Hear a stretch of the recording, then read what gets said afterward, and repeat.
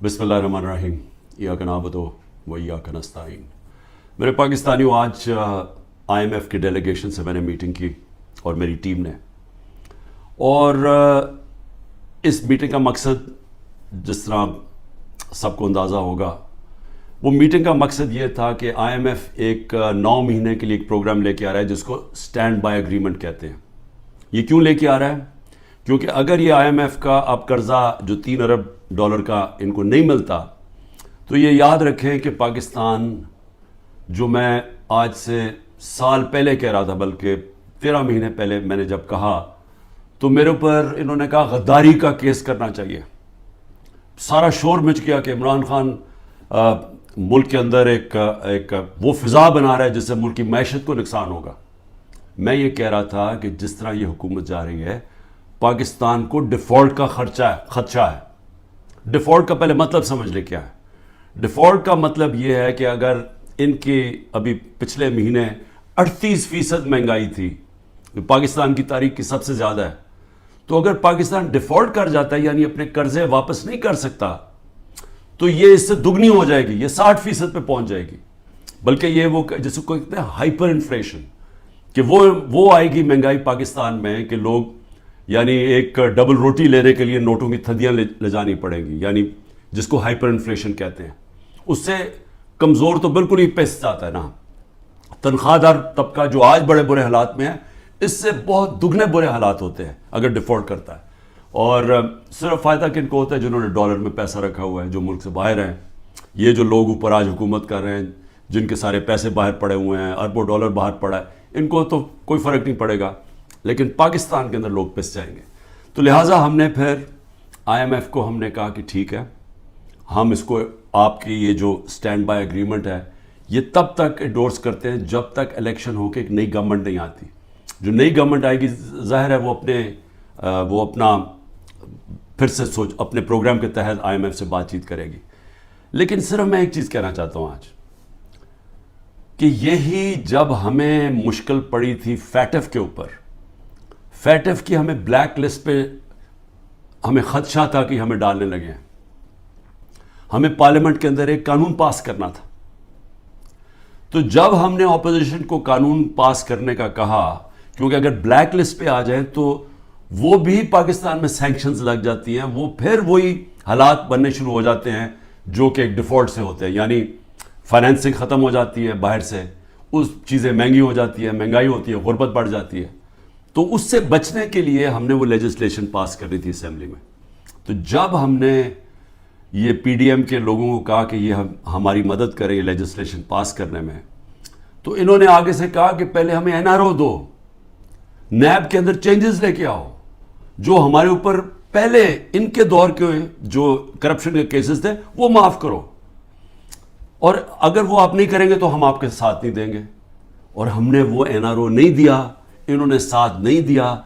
इसके बावजूद हमने फिर वो, अल्लाह का करम है कि हम वो लेजिस्लेशन पास कर गए, और आज जो फैक्ट से निकले हैं वो बहुत बड़ी चीज़ थी, वो जो हमने कानून पास किया था। तो मैं सिर्फ ये कहना चाहता हूँ कि आपको सिर्फ फ़र्क पता चल जाना चाहिए कि ये वो लोग थे जो अपनी करप्शन के लिए हमें ब्लैकमेल कर रहे थे, करप्शन बचाने के लिए।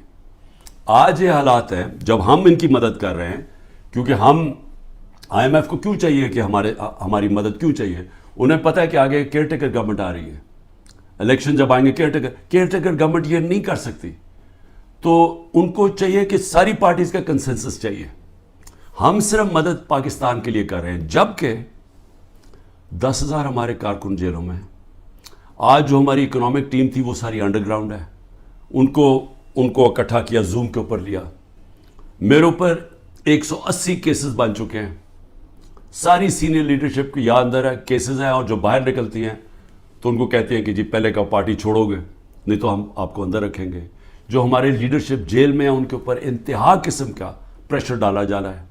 जो भी गिलगित बल्तिस्तान के अंदर जो ड्रामा किया गया है, आप ये सोचें कि जो मेंबर्स के ऊपर इन्होंने प्रेशर डाला, हमारे पास तो नंबर पूरे थे, पहले पार्लियामेंट के अंदर घुसने नहीं दिया, अब उसके बाद एक एक मेंबर के ऊपर प्रेशर डाला है, वही करने जा रहे हैं जो कि इन्होंने आज़ाद कश्मीर में किया था। तो एक तरफ तो ये हो रहा है, और उसके बावजूद हम आज, क्योंकि हमारे मुल्क को नुकसान ना हो, ہم نے یہ فیصلہ کیا ہے کہ ہم اس اسٹینڈ بائی ایگریمنٹ کو بیکنگ دیتے ہیں تب تک جب تک الیکشن نہیں ہوتی. اب اس میں دو اور چیزیں تھیں.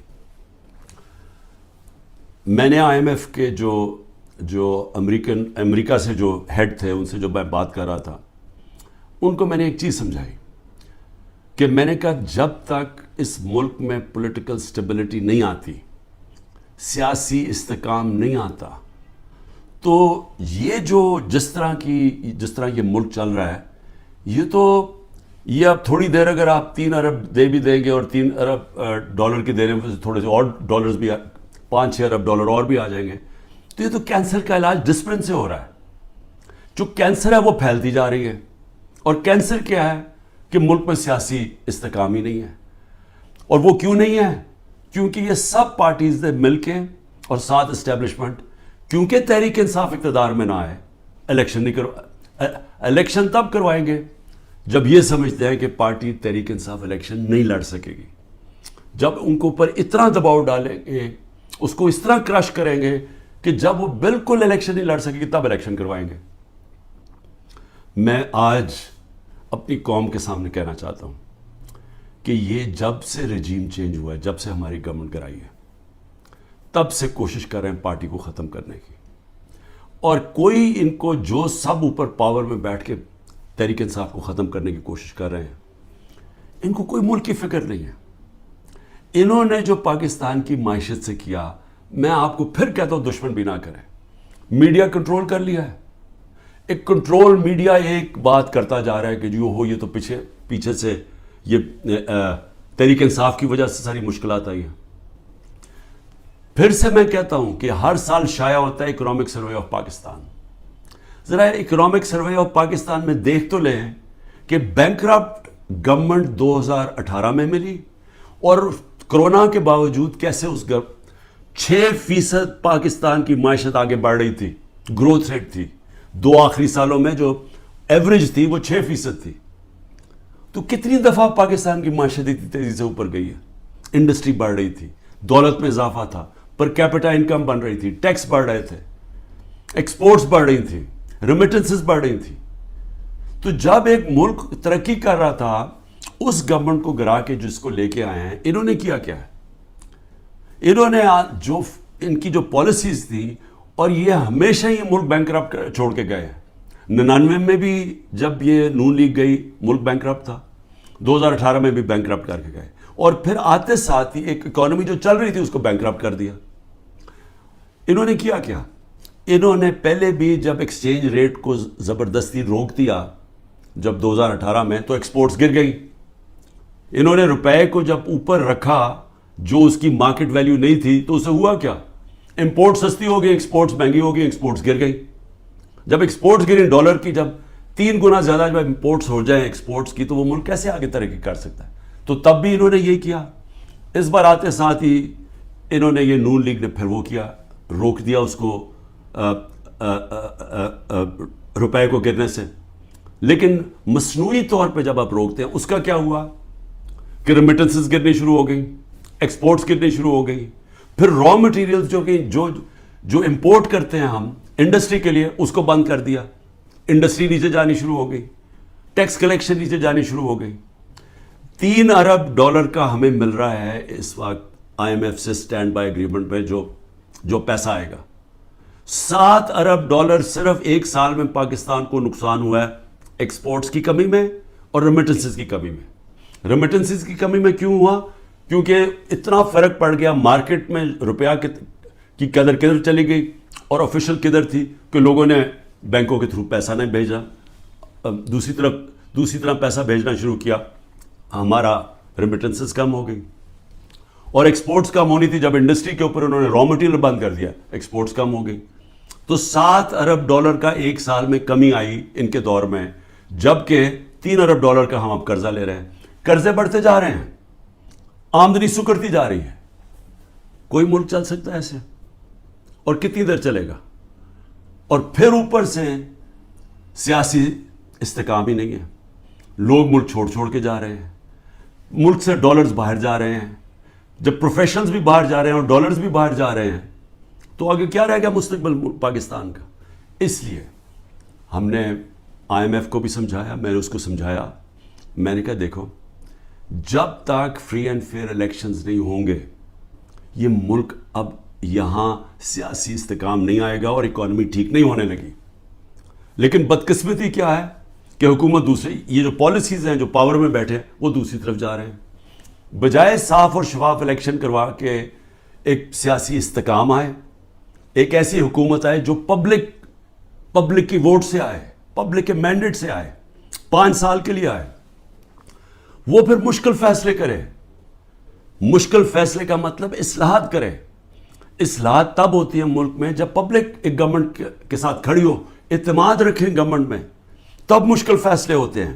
جب وہ گورنمنٹ ان کو کہے کہ یہ ہم اس ملک میں سرجری کر رہے ہیں, یہ ہم اصلاحات کر رہے ہیں, آپ کو شروع میں تکلیف ہوگی لیکن بعد میں آپ کے حالات بہتر ہو جائیں گے. لیکن وہ گورنمنٹ کر سکتی ہے جس کو پبلک اس پہ اعتماد رکھے. اب ان کے اوپر کس نے اعتماد رکھنا ہے, کیونکہ جو انہوں نے کہا کہ جی میں 200 سے کم روپیہ کروں گا, آتے ساتھ اس نے کہا $1 کم کروں گا, پہلے تو کہا 100 سے کم کروں گا, یہ سارے انہوں نے نعرے مارتے رہے. ہم مہنگائی کم کریں گے, مہنگائی بھی تاریخی, روپیہ بھی تاریخی طور پہ نیچے گرا. اس کے علاوہ جو انہوں نے وعدے کیے سب کے سامنے ہیں کہ کدھر کھڑے ہیں, لوگوں کے آج حالات کیا ہے. تو اب ان کے اوپر تو اعتماد آنے نہیں لگا. جو کوشش کی جا رہی ہے انجینئرنگ کی, وہ یہ لوگ پھر واپس آ جائیں گے. تحریک انصاف کو کوشش کی جا رہی ہے کہ اس کو ختم کیا جائے. تو اس سے تو سیاسی استحکام نہیں آنے لگا, اور اس سے تو آگے کوئی ملک کا مستقبل ہی نظر آ رہا. تو لہٰذا ہم نے ان کو یہ ضرور کہا کہ دیکھیں جو آئین کہتا ہے, آئین کے مطابق الیکشن کروائے جائیں. آئین جو فنڈامنٹل رائٹس, بنیادی حقوق کی حفاظت کرتا ہے, وہ اس کو امپلیمنٹ کیا جائے. کیونکہ آپ صرف اگر پیسے دے ہی دیں گے, پھر سے میں کہہ رہا ہوں کینسر کا علاج ڈسپلن سے ہوگا, تھوڑی دیر کے لیے فائدہ ہو جائے گا. کینسر تو پھیلتی جا رہی ہے. کینسر تو تب ختم ہوگی اس ملک میں, کاٹ کے جب نکالی جائے گی, جب ایک مینڈیٹ والی پبلک کی بیکنگ سے گورنمنٹ آئے گی, وہ مینڈیٹ اس کے پاس ہوگا, وہ پھر ایک وہ سرجری کاٹ کر کے جو اس ملک کے اندر جو غلط چیزیں آ گئی ہیں, جو ہماری ملک کے اندر اصلاحات چاہیے ہیں, جو مشکل فیصلے چاہیے ہیں, جو رول آف لا, قانون کی بالادستی قائم کریں تاکہ ملک میں باہر سے انویسٹمنٹ آئے, سرمایہ کاری ہوگی تو دولت کے اندر اضافہ ہوگا, وہ دولت میں اضافہ ہوگا تو ٹیکس, یہ جو قرضے واپس کریں گے, وہ دولت میں اضافہ تو ہونے نہیں لگا اگر یہ جو آج جنگل کا قانون ہے. تو وہ سب کچھ اکٹھا جاتا ہے. سیاسی استحکام, اس کے بعد اصلاحات میں سب سے پہلے اصلاحات رول آف لا, قانون کی حکمرانی, یہ جو جنگل کا قانون ہے یہ ختم کیا جائے, اور اس کے بعد پھر سرمایہ کاری ہو, اور اس کے بعد اس ملک کے اندر دولت میں اضافہ ہو, اور اس کے بعد ہم اپنے قرضے واپس کریں اور خوشحالی آئے پاکستان میں, لوگوں کو نوکریاں ملیں, بے روزگاری ختم ہو, دولت میں اضافہ, لوگوں کو باہر نہ جانا پڑے. تو وہ تو شروع ہوگا صاف اور شفاف الیکشن سے. اور مجھے جو افسوس ہے اس وقت اور خوف آ رہا ہے کہ ابھی تک جو پر اقتدار میں بیٹھے ہوئے ہیں ان کا کوئی اور پلان بنا ہوا ہے, اور وہ جو پلان ہے وہ پاکستان کو تباہی کی طرف لے کے جا رہا ہے. آخر میں ہم نے IMF کو یہ بھی کہا کہ اس وقت ہمارا جو کمزور طبقہ ہے شدید مشکلات میں ہے, اور اس وقت یہ جو پروگرام آپ دیں اس کے اندر ان کا خاص دھیان رکھا جائے. صحت کارڈ کو کئی کی جگہ ختم کیا جا رہا ہے. یہ ایک اتنی بڑی نعمت ہے غریب لوگوں کے لیے, مڈل کلاسز کے لیے, سفید پوش کے لیے, کہ اتنی مہنگائی کے اندر کم از کم ان کا علاج وہ جائیں تو کم از کم وہ جو ہمارا صحت کارڈ کہ 10 لاکھ روپے تک ان کو کسی بھی اسپتال میں علاج ملنا چاہیے, اس کو رول بیک کیا جا رہا ہے. اور دوسری چیز ٹارگٹ سبسڈی جو ہم لانے لگے تھے, کہ بجائے آپ سبسڈائز ایسے کریں کہ پٹرول وہ عمران خان بھی اتنی قیمت کا خریدے اور ایک بیچارہ غریب آدمی بھی اتنے خریدے یا رکشہ والا بھی, ایسا نہیں ہونا چاہیے. ٹارگٹ سبسڈی ہونی چاہیے جو ہمارا پلان بنا ہوا تھا اور ہم پوری تیار کیا ہوا تھا کہ ہر طبقے کے لیے جو نچلا طبقہ ہے اس کی حفاظت کی جائے, اور جو پیسے والے لوگ ہیں وہ اتنا جو پیسے دے سکتے ہیں وہ پوری قیمت دیں. لیکن اگر آپ کم قیمت کریں گے تو سب کے لیے وہ قیمت نہ ہو. نچلے طبقے کو سستی دیں اور جو پیسے دے سکتے ہیں وہ پوری قیمت دیں, جو ساری دنیا میں ہوتا ہے. یہ پلان بھی بڑا ضروری ہے نچلے طبقے کو موجودہ مہنگائی سے ان کی حفاظت کرنے کے لیے. یہ بھی ہم نے اپنی بات کی ہے, ہوتا یا نہیں میں نہیں جانتا.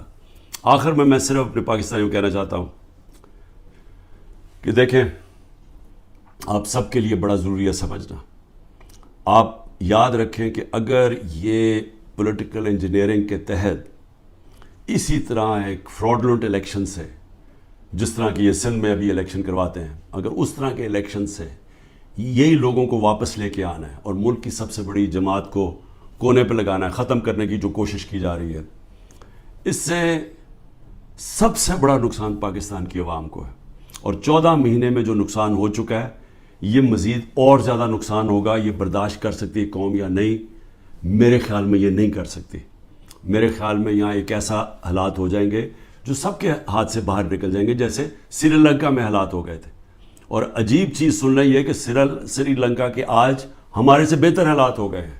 یہ بھی آپ ذرا آپ کو دھچکا لگے گا سن کے. پاکستان پائندہ باد.